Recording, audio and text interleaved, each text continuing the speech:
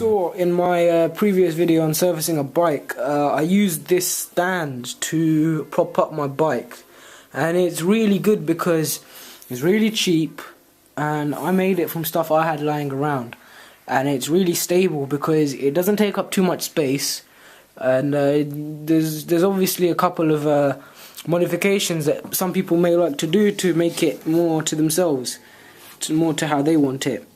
There's a couple of things that I do as well to improve this, is because when I was building my steering wheel, I had to buy a pack of threaded rods, and I kind of saw this from another guy on YouTube, and he he basically made the same kind of thing that I've done here.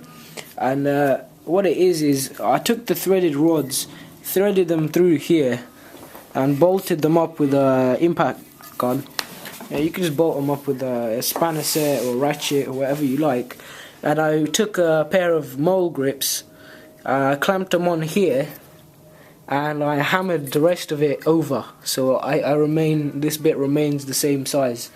And I just put a bit of insulation tape over it, or you can cover it with any kind of rubber you've got, or something that just protects the bike's axle as you put over it. And maybe if the spoke may start brushing it, yeah, then that protects that.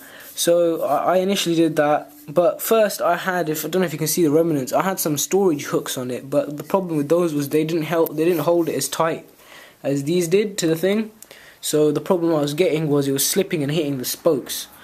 Then when I finally did that improvement, I made the post, which was, I don't know, I just found it and I routed the edges, just curved them over so it just a bit nicer, and just had some kind of, I had a stain that I had and just stained it. I think it was redwood, and then I had like 4 or 5 tins of varnish lying around, so I blooming varnished the thing.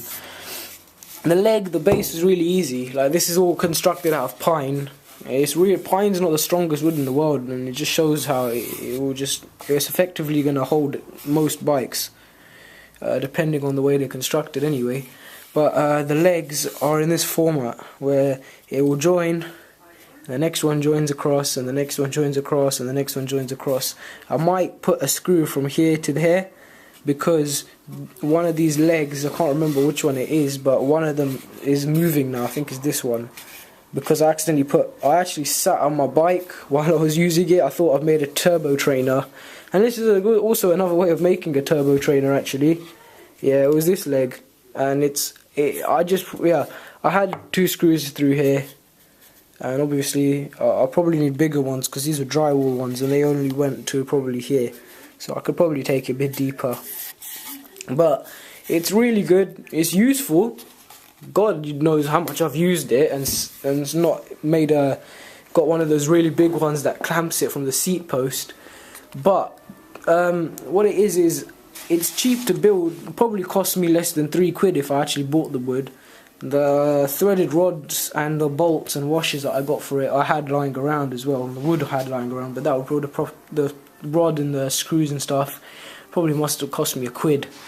And yeah, I just routed all the edges over so it was a bit nicer. But what I would do next is if I had the chance to build another one, say a friend wanted one, then I'd give him this one. What I'd do is I'd take a metal tube and weld the same kind of format of legs. I might even be able to get away with different ones because the welded joint won't move. I'd weld on the hooks, and what I could do is the same way that this attaches on the bottom, because this is all permanent now, this is fixed, you can't dismantle this. The metal one, I'll possibly be able to have a kind of bolt here on every one that will be able to swivel upwards and pack away. When I get some metal, if I do, I'd like to show you how I'd make that, and it will be a good addition, because this one takes up quite a lot of room. Just because of the base, it takes up a lot of room. And I don't know, I think this is a 2 inch, maybe 1.5 inch or 2 inch squared pine, and I just sanded it and varnished it, as I said before. The hooks, make sure you don't use hooks, you need to get those.